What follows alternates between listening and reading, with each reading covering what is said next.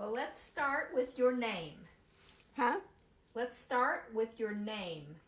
Tell us your full name.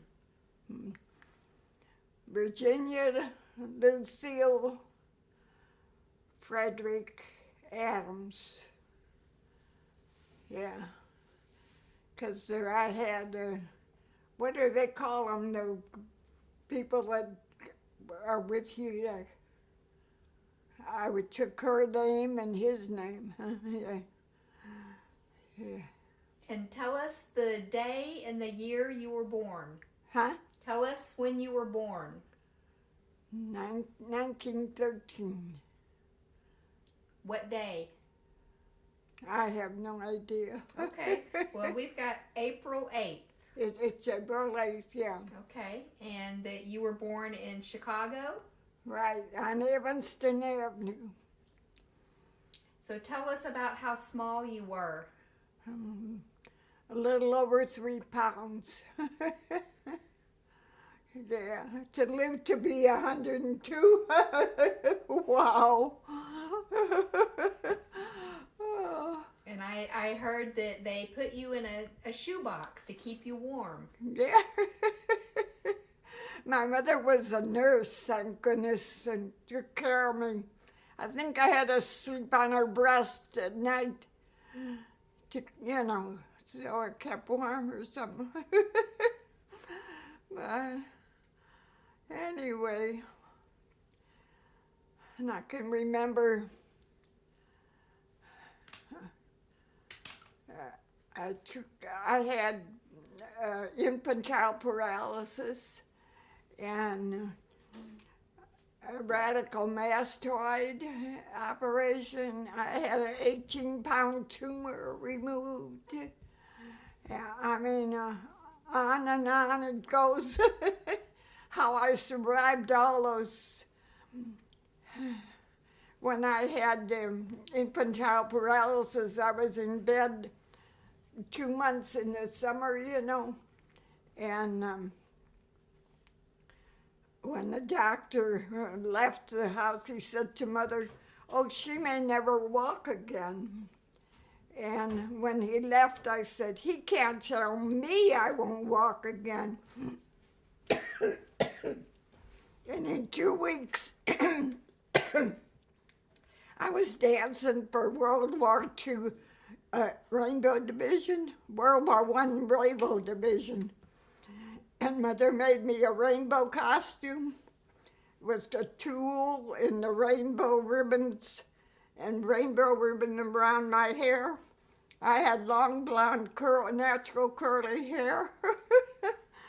And I danced 2 years in a row for them, the Rainbow Division of World War I, which doesn't exist today. How old were you? 5 or 6, I think. Yeah. Do you have memories of the soldiers or the widows? Do Oh, you remember? yeah. What do you remember about that experience?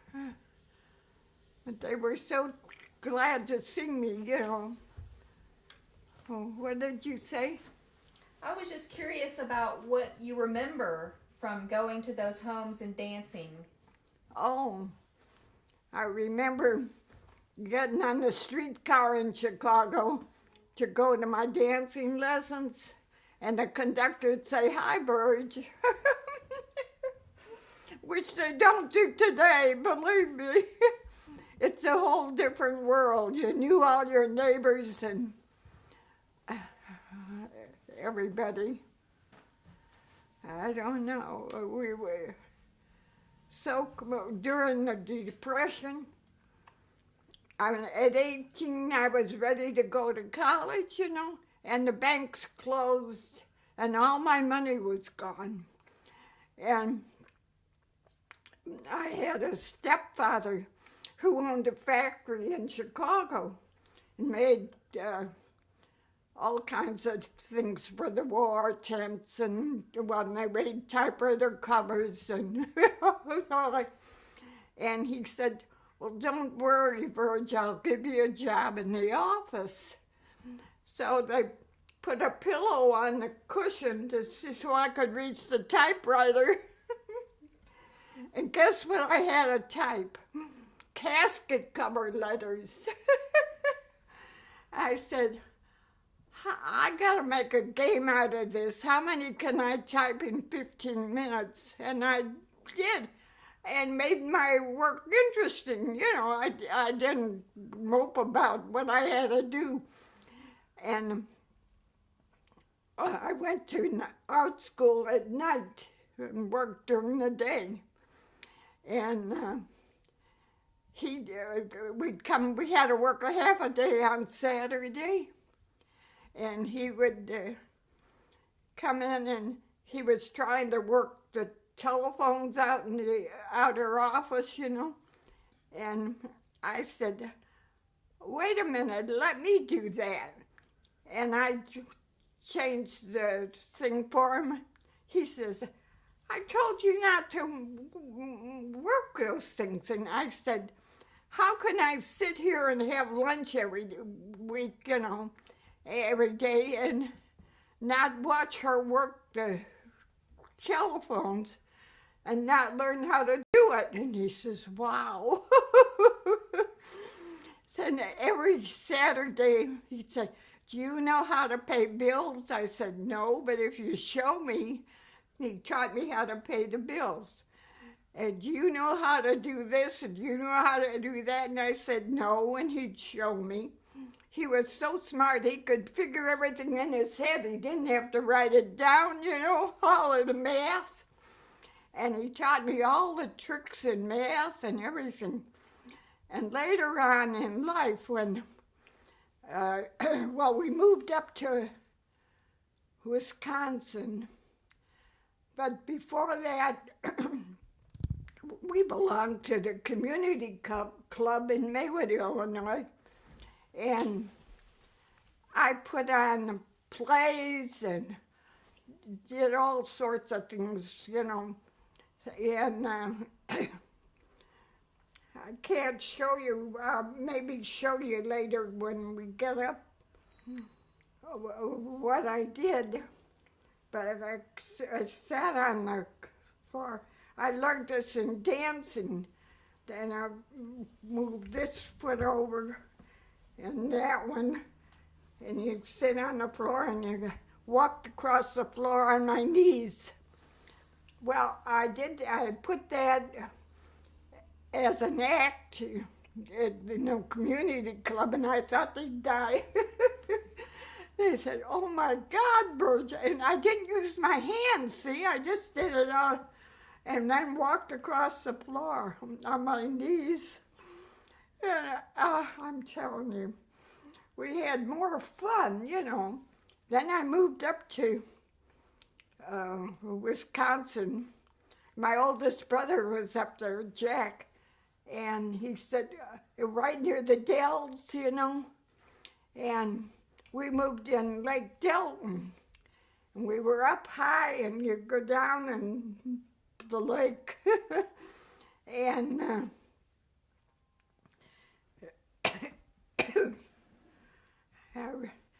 I didn't have anything to do, and I was already president of PTA, and so I started the PTA up in Wisconsin and the school lunch program because their folks worked in the Dells and lived in Lake Delton, and the kids didn't eat lunch. So I said,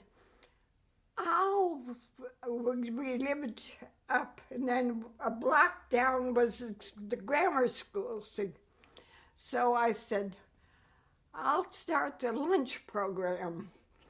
And my husband drove me to Madison, and I said to the head of the program, I want the best possible lunch I can get for those kids because they don't get any food during the day. So we started that, and it was wonderful. The kids got a beautiful lunch, you know, everything. And we went to Madison, Wisconsin, and got all the dishes and all the stuff they from the World War, all the soldiers' stuff, and we got that to start, the dishes and everything. Oh, it was unbelievable. And then I started the PTA for the women so they'd have something to do. And when I got through all that, I thought, oh, I can't sit here in the winter time. I just said to Blaney, go out and see what the temperature is. And it was 48 below. And I said, we're getting out of here. He said, would you like to move to Arkansas? And I said, you bet, it'd be warm down there. So we came to Arkansas. And what year was that, maybe? I can't remember. We bought a little bungalow out somewhere with a real cute little house. And we stayed there, and then when Joyce, when the kids were all going to different schools, I said to Blaney, we'll have to move into town, not out here. So a fella came out to look at the house that worked at Penny's, J.C. Penny's. He was assistant manager, and he was looking at the house. And I said, well, we have to move into town because the kids will all be going to different schools. And I'll have to look for a job because they didn't accept my husband. They called him a damn Yankee, from being up north. So, and he could do anything. He was an electrician, and boy. But anyway, he got a job, and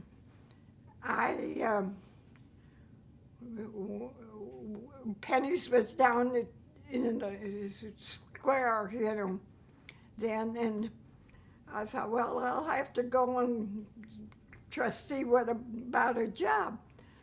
So I got to the square and saw Penny's and walked to the door. And there was the assistant manager, and he says, oh, hi. He says, come on, I'll introduce you to the manager. So he took me in, and then the office was up on a stairway, right, in the store, up on a balcony, like.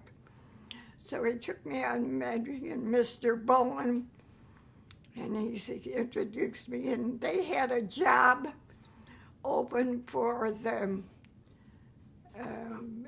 children's department. The woman was retiring, and then he needed somebody. And we were talking, and he said, Virginia, where were you born? I said, Chicago. He said, you're hired. I said, Mr. Bowen, where were you born? He said, Nebraska. So anyway, I got the job. What year was that? Huh? What year was that? I can't remember. I can't remember what year. But anyway, I will, yeah.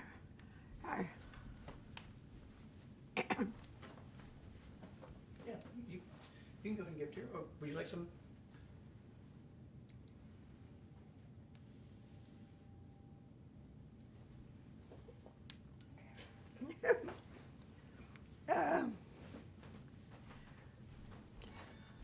Where was I? Well, let's go back to when you were a child. Tell me about your brothers. Well, we used to camp along the Fox River, and my oldest brother watched out for me, in a tent. We had a tent, and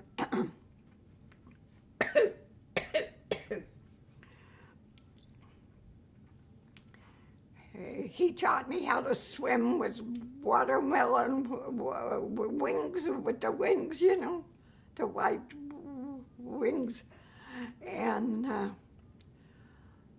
one day I was sitting on our boat, and you know, there was a thing there, and I had my feet around, and I had the fishing pole, and all of a sudden, I went round this way and into the water, and holding on to the pole, and was going down the river. And my brother dove in and swam after me and caught me. And it was a big turtle that just took hold, you know. Oh, Lord, I tell you. All the fun. Did he teach you how to swim? Oh, yeah. You bet. And you were a good swimmer, right? Yeah. He took me. We had a canoe, and we'd go up the river picking up turtles and they were running back and forth, and I thought, ye gods.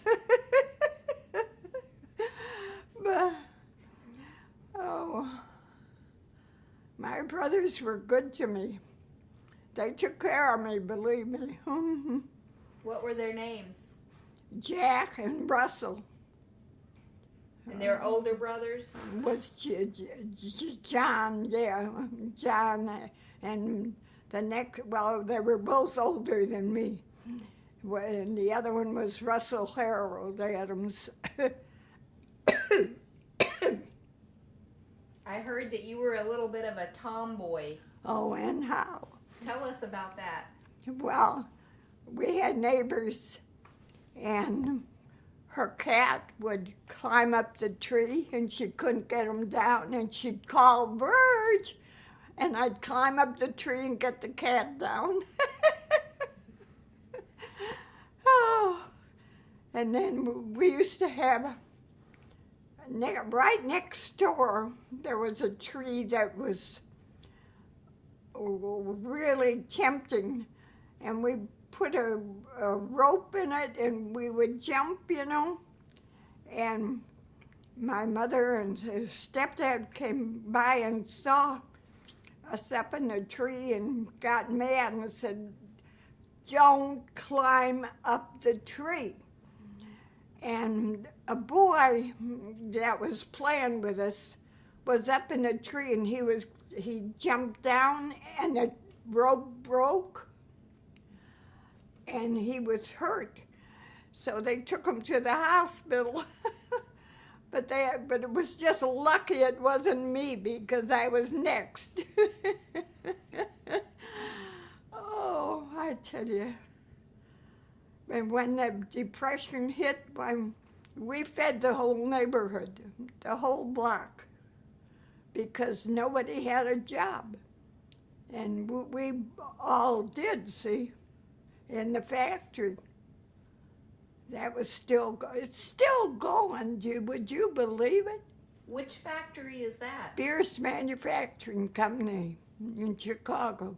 This was your stepfather's Yeah, business? yeah. Boy. And your father, was he in vaudeville? Huh? Your father, was he in vaudeville? A what? Vaudeville. Is that, Performer. he was a performer? Did he perform? Huh? Maybe right. Okay. Let's see.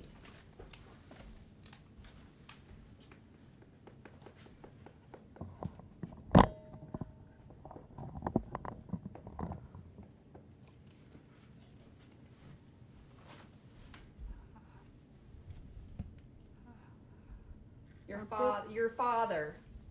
Was an actor, yeah. Tell us about him. He did tap dancing and singing. Yeah. He and his brother, and they wanted to take Joyce and Dawn to Los Angeles because they were beautiful girls, you know. And Joyce was in plays at high school and what else? So she did all kinds of stuff. And he said, boy, she'd make a beautiful actress. And she said, no, I don't want to go. And Dawn said, no, I don't want to go. Oh. What do you remember about your father? Well, when I was little, he'd take me down to Marshall Fields. And, well, we'd go and have lunch at a certain restaurant that I liked. And then he'd take me to Fields and he'd always buy me a book. He said, you got to learn to read a book all the time. He did. He read books. And he'd always, every time he'd take me downtown and he'd buy me clothes and things too, you know. So, he was so good to me. But, yeah.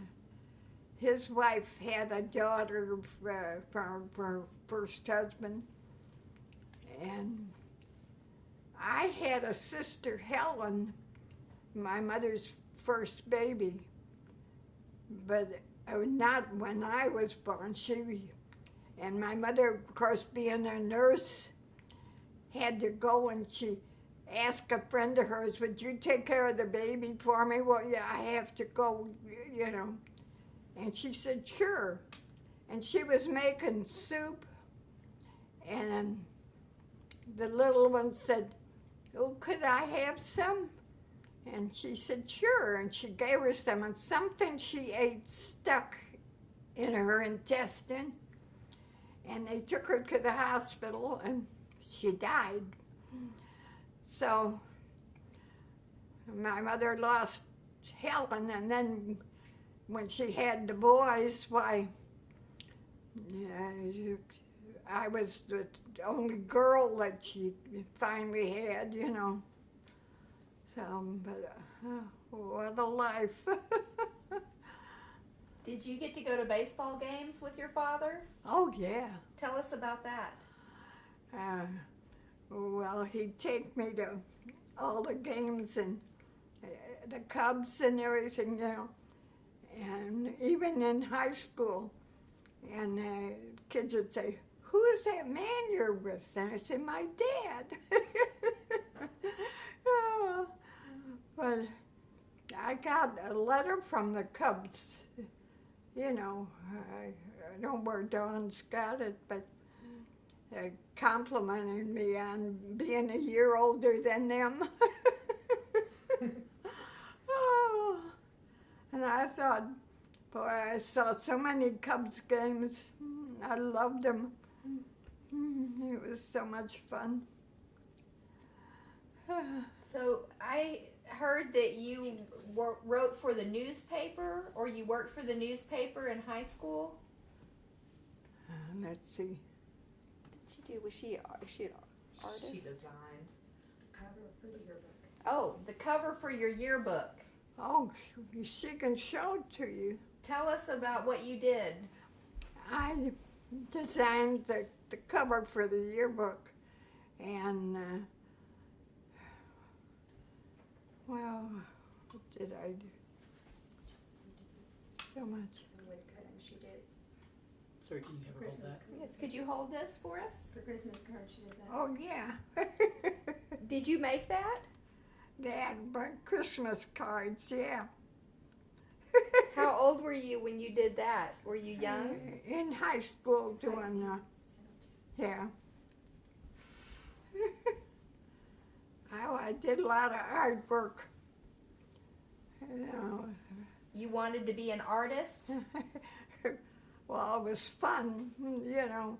I went to art school nights, and that when we moved up to Wisconsin, we put all my stuff. I did a play and all kinds of things I wrote. And we put all that up in the attic, and when we moved, we forgot it. So I never had it to show, what I did, artwork I did and everything, but so what? Tell us about the ear infection when you were in high school. I was in high school, yeah, and I was out for weeks with after trying to get well again too, Yeah. You had to have a major surgery. Mm-hmm. What did they do? They took the hearing out of the ear. And you got the ear infection as a result of swimming? Is that correct? I can't remember. Oh. You were diving? Yeah. Was there a school team that you were a part of? Let's see. I was standing broad jumper.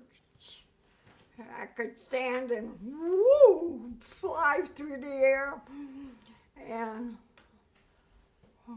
something else. I played volleyball. We won the volleyball championship, and I tried out for basketball, and somebody hit me, and I said, I'm not in this game. Forgot it. Oh. Sounds like you were very active in high school. Oh, yeah. Tell us how you met your husband. The funny part was, I was going with my girlfriend's brother, Hans Christian Andersen, and he was going to Purdue, and he said to Blaney was his best friend, and he says, Cedar Birds doesn't date anybody else. He did. And we had a summer home out on the lake, and he would come out, when I'd go out there on weekend with Mother and I.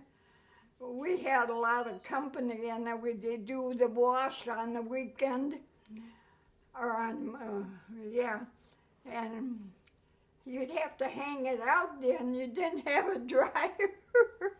It was when you had a scrub, oh boy. All the sheets with all the company we got. But anyway, it was so nice out there, it was beautiful. Then one time the lake flooded the basement of our home, and then later my stepdad passed away, and he was hit by a streetcar in Pittsburgh, Pennsylvania when he was 6 years old, and he lost one leg. And they didn't give him any money till he was 21. Now, they didn't give it to the family, see. So that's how he got in the business in Chicago.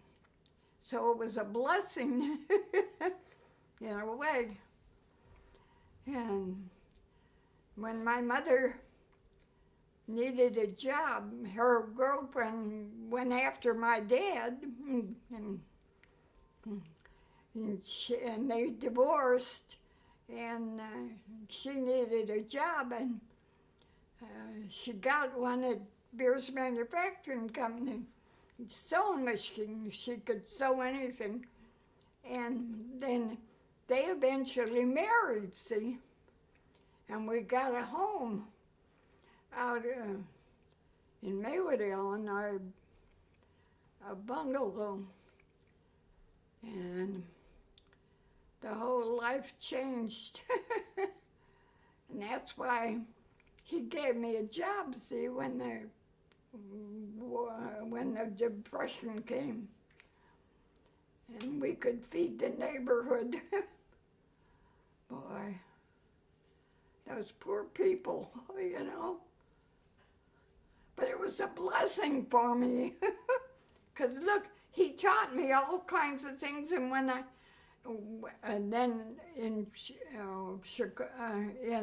Maywood, or Fayetteville, when I worked at Penny's, why, I had the baby department and children, and a guy came from New York, Penny's, and he said, "Who manages your little girls and boys department?" And he said, "Virginia." He said, "Can I talk to her?" And he said, "Sure." And he says, "How come you never have any markdowns?" And I said, "Well, when Susie comes in for her Easter outfit, I say, 'I got your hat, I got your dress.' And when the little boys come in for their suits, I tell them I got them, and they're thrilled to death. I mean, so when we got credit, finally they put me in the money room. Oh boy, I had to count all the money, pay all the bills, paid the payroll, and on it went. And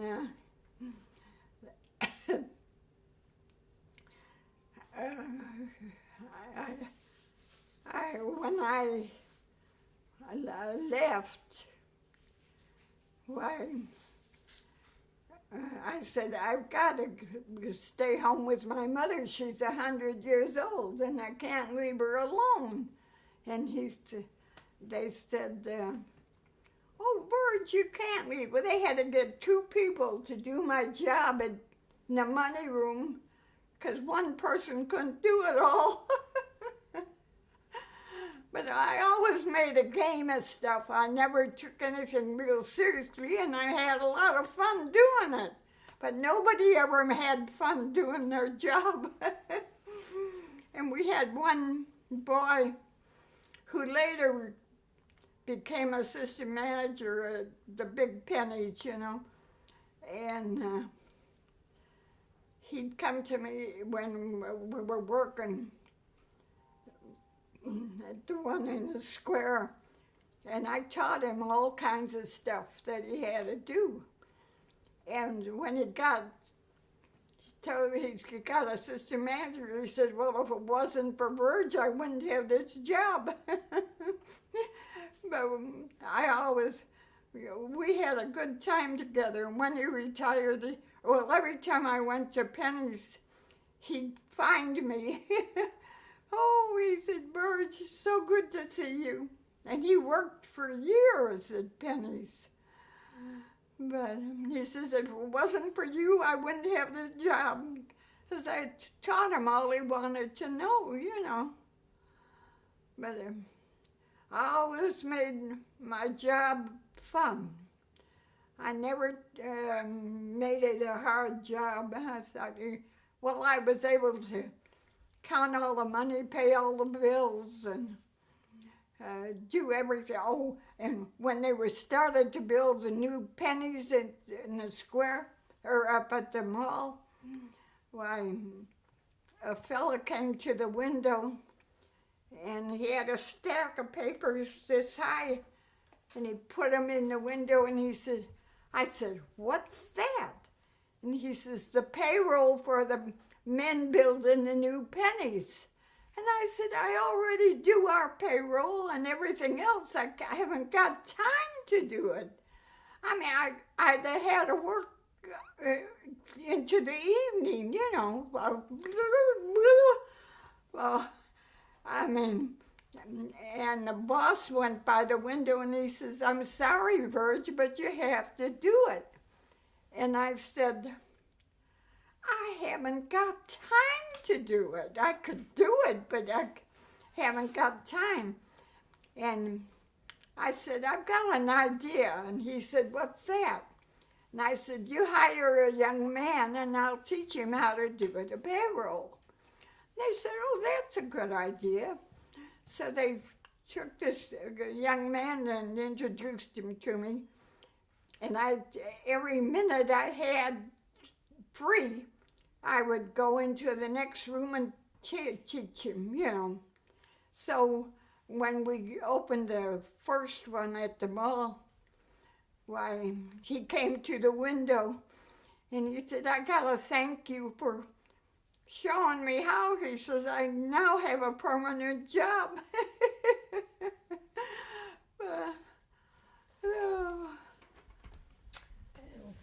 Would you like to tell us about your London trip? Oh, yeah. Well, when I quit pennies to take care of my mother, before I got a chance, Don gave us a trip to London. And it was the first time I had ever been on an airplane. And I thought, oh my God, going across the ocean.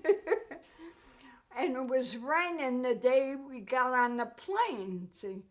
And I thought, oh, and I said to the conductor, it's raining. He says, don't worry, we fly above the rain. And sure enough, we were above the rain. And I thought, well, I can't get off. There's nothing I can do. I have to stay here. So I watched a movie they had, you know, they put it on. But I tell you, when we got to London, I thought, oh boy, I've got pictures of all the things we did. And we went to Shakespeare Land and everything. I thought it was unbelievable. Yeah, and saw all the castles. We were in one, going through, and the fellow that was guiding us, you know, he had this group. And he says, wouldn't you like to live here? I said, oh no. There were statues all over the place. And I thought, oh my God. It was wonderful to see, but I wouldn't want to live in it. But that's the first and the last time I was over across the sea. I thought, well, I can't get off. I might as well. Then Hans, after Blaney died, I was still going with his sister. And he said, would you and Margaret like to come and visit me? And I thought, well, I can go and visit with Margaret. So I got on the plane, and she had, her seats were a couple of seats ahead, and there was an empty seat next to her when I got on the plane. And I said to the girl, can I move over where my friend is? And she said, sure. So I had a little bag of baggage with me, and I took it and I got in. So I was stood up and everybody looked at me, he said, where are you going? And I said, don't worry, I'm not getting off. Oh. This is a poem you wrote on that trip, is that correct? Yeah. Let us grow old gracefully. Whatever is right to be, let me accept.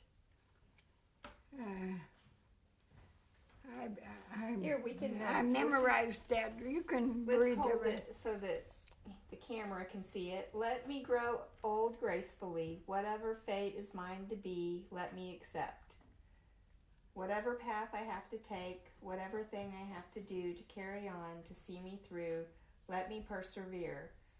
The strength and courage that I need will surely come, and I'll succeed.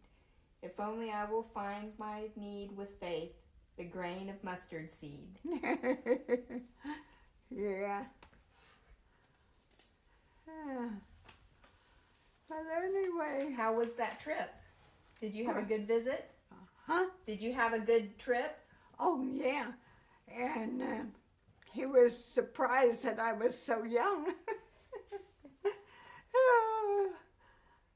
And he took us to lunch and went on the water in a boat. And, we had a good time. So, but I was glad I didn't marry him. A great big Dane. Oh. But the thing was, my husband's mother wanted him to marry her girlfriend's daughter, and she took all his money out of the bank. When we put an announcement in the paper that we were getting married, you know, why, bingo, all his money was gone. She took it. Because when he was little and he worked, well, she didn't let him go to college either. See, she graduated from college and wanted to be the only one to do it. So he didn't have any money, but I did because I was working and I was saving it. So I said, don't worry, I'll buy the furniture. Where did you get married? Huh? Where was your wedding? In Maywood, Illinois. There's a church there now. They took the house down. Tell us about the wedding. Let's see. Well, his mother, it was in his grandmother's house, and his mother lived upstairs. And after we came down the stairs, and me in a wedding dress and everything, and all his relatives were there, and my dad and my mother.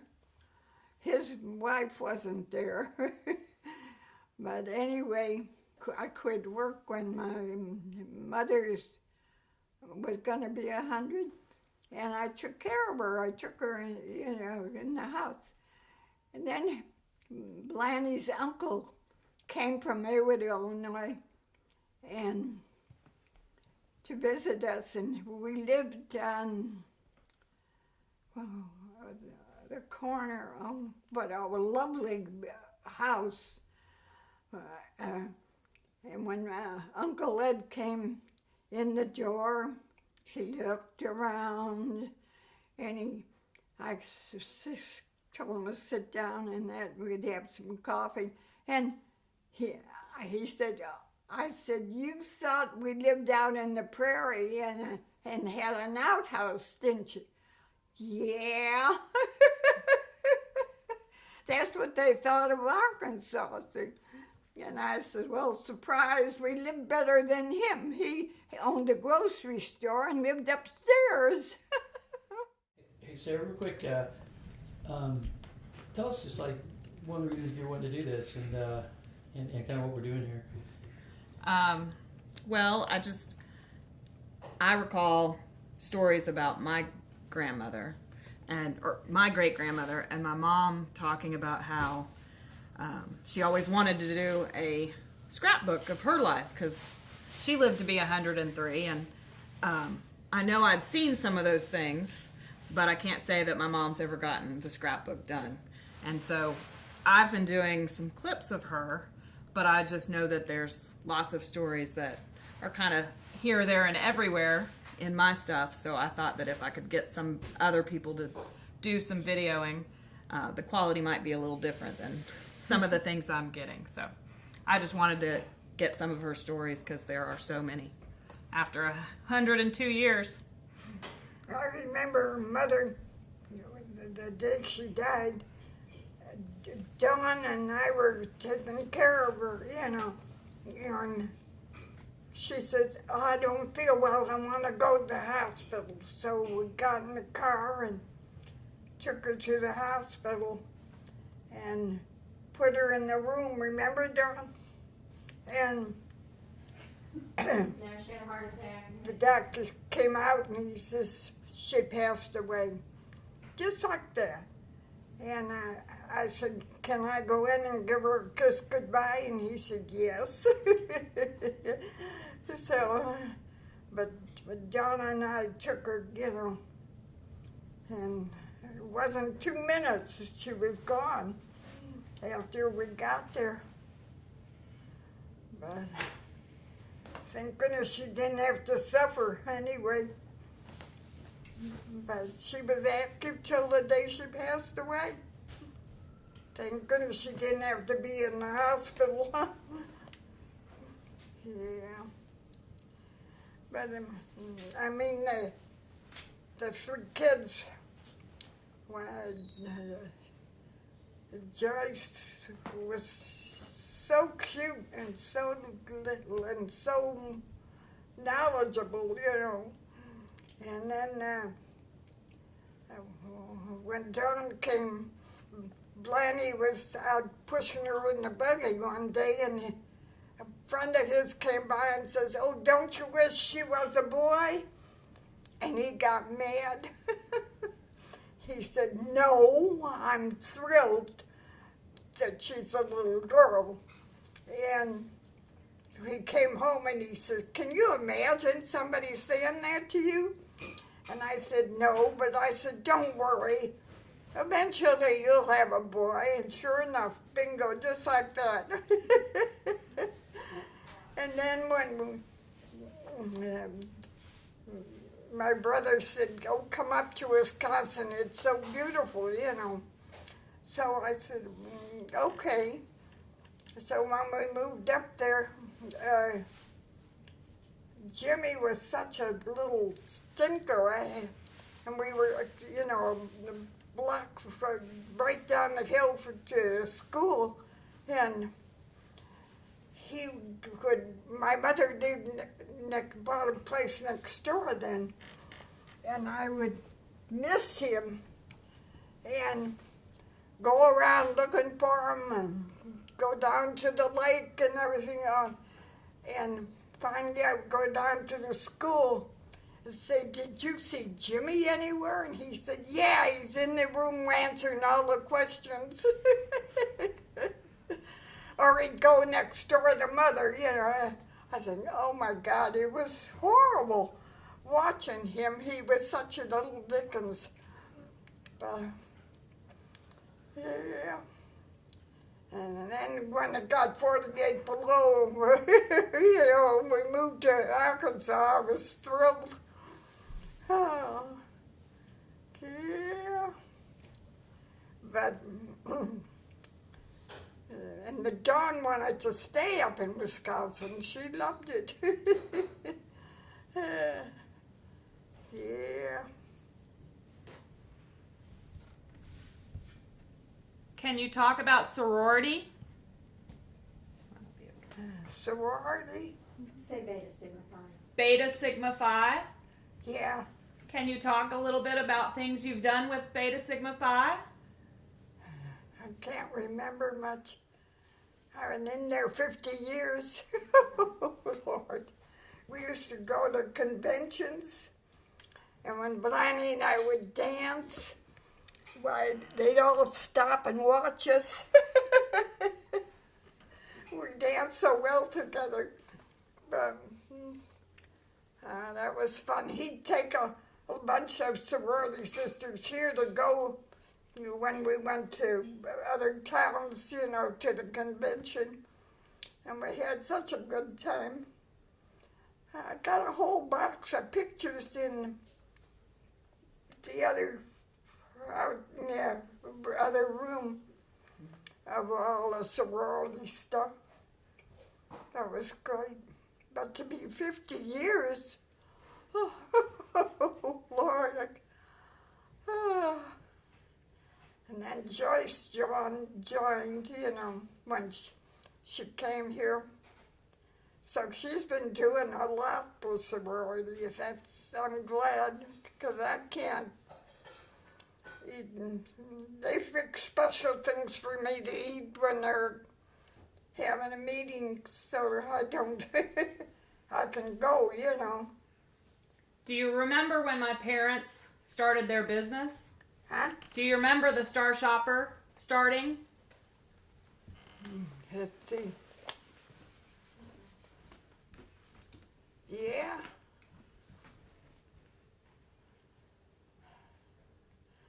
Huh.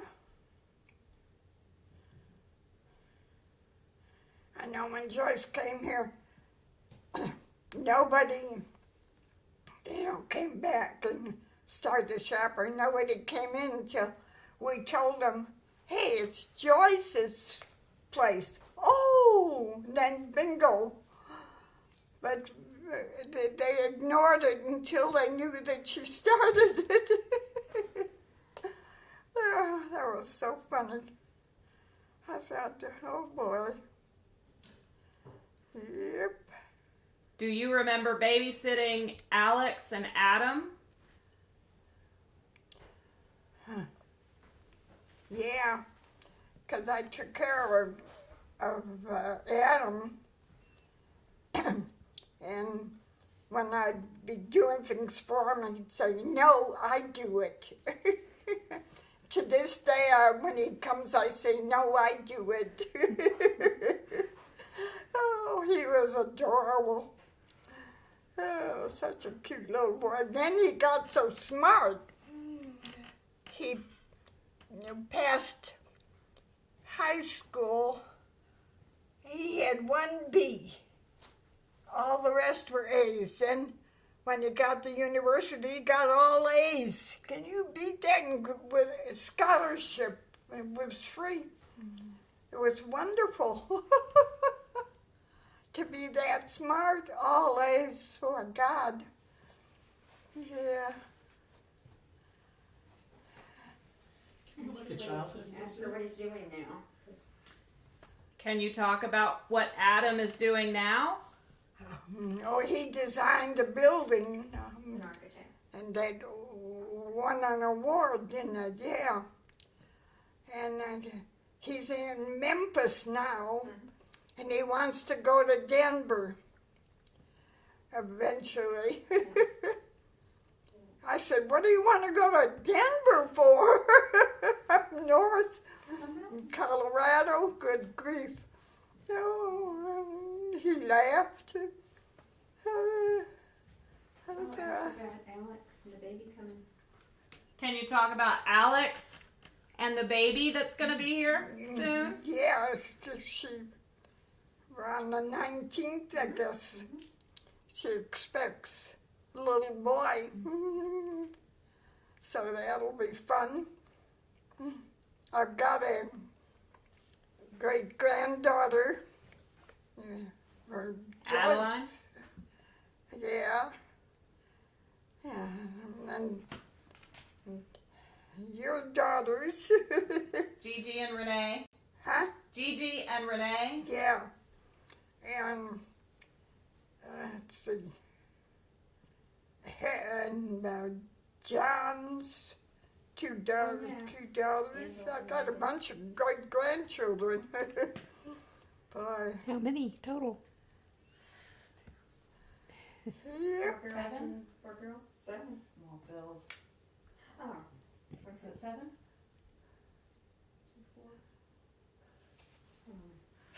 3, 4, 5, 6. I guess 7.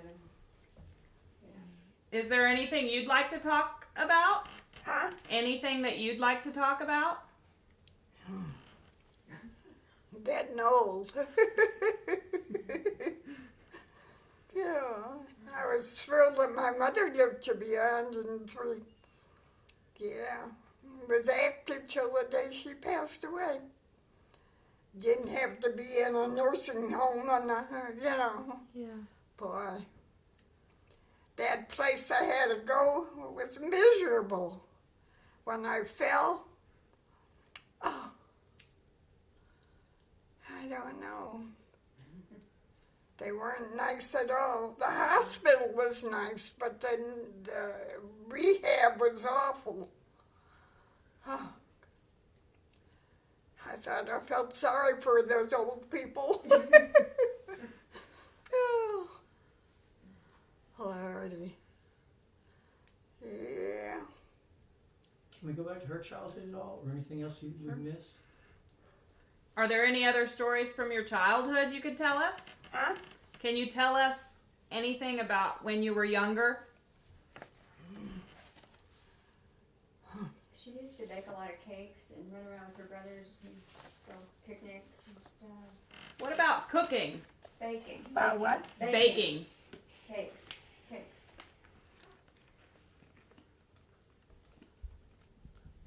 For her brother's friends.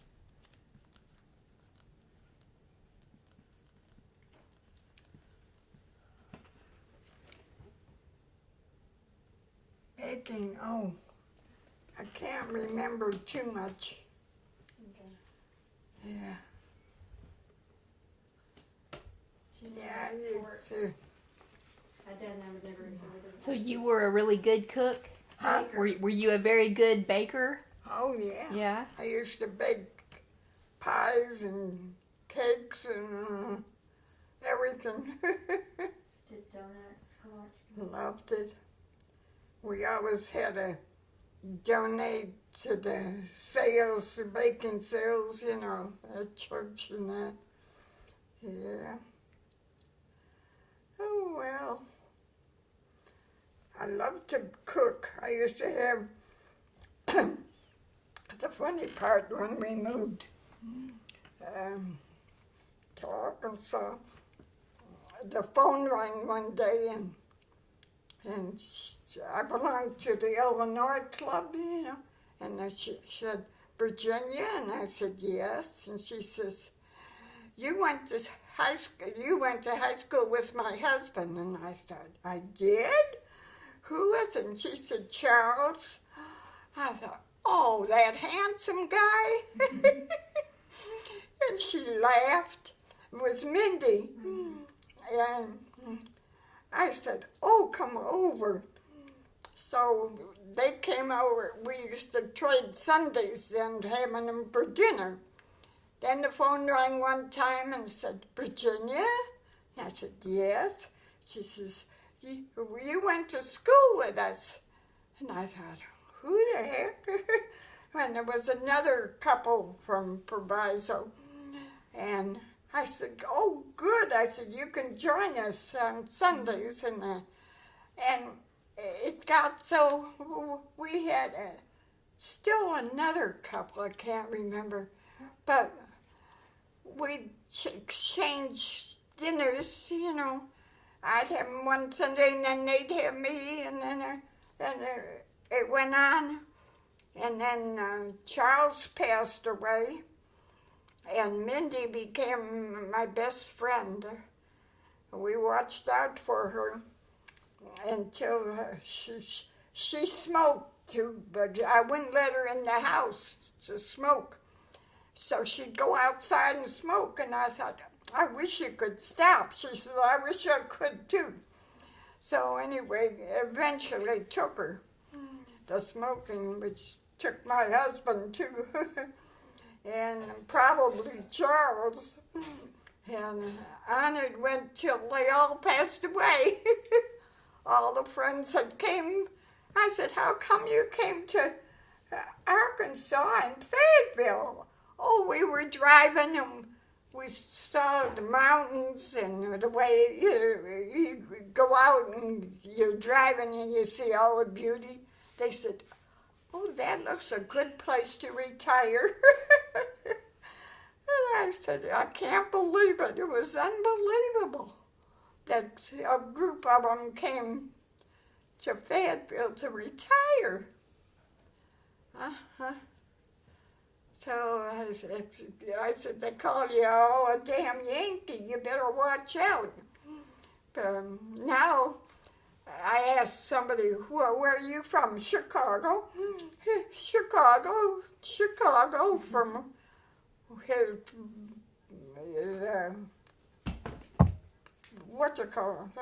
the Walmart, yeah.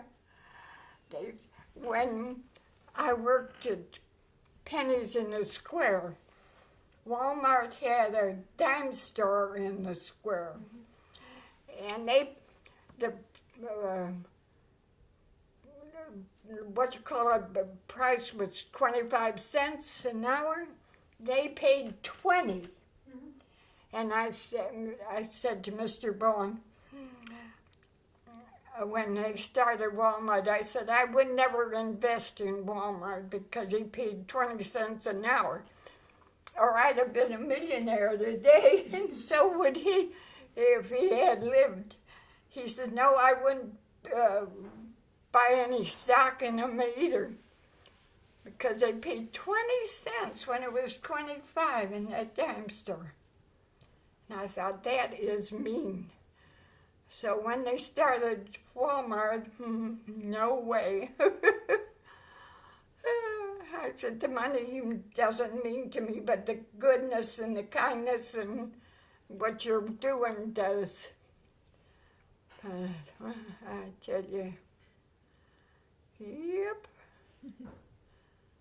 No, I didn't get any retirement money from Penny's because I quit, when they had to get 2 people to do my job. And I still get 20% off, but I don't know.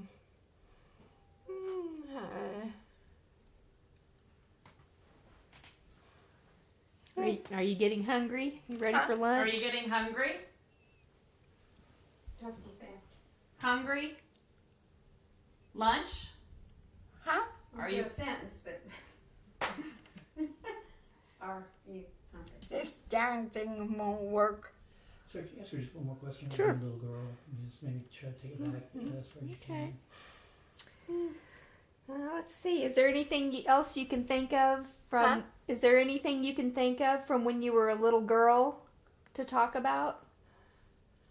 I got sick so much, Asked her about infantile paralysis, the and department store, Marshall Fields, when her dad took her to Marshall I Fields. mean, I was always sick, She did. but I still danced and, Mhm. yeah.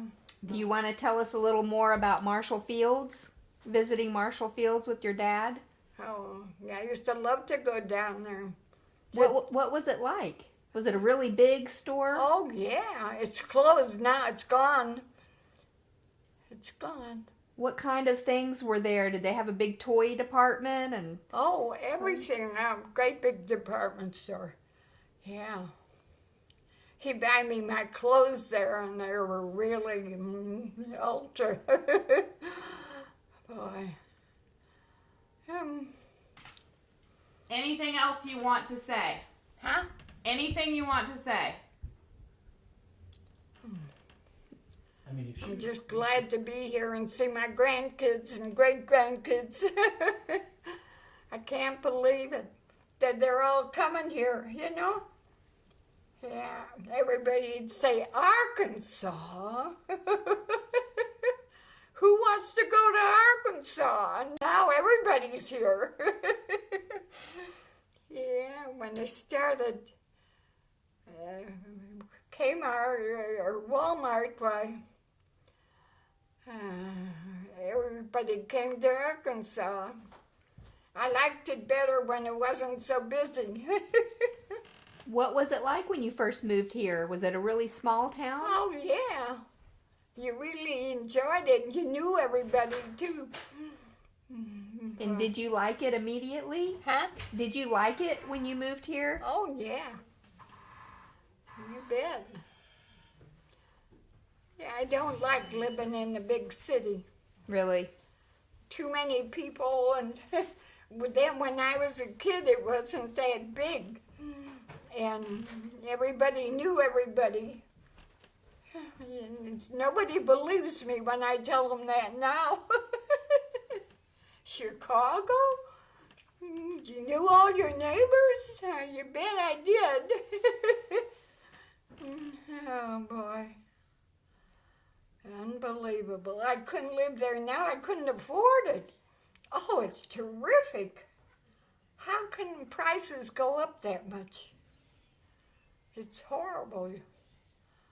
You pay $8,000 in taxes at the end of the year. Oh my God, who's got all that money? Oh, I don't know. Okay, well, thank you so much for talking to us. Huh? Thank you for talking to Oh, us. I'm glad to have you. I think we'll let you have your lunch now.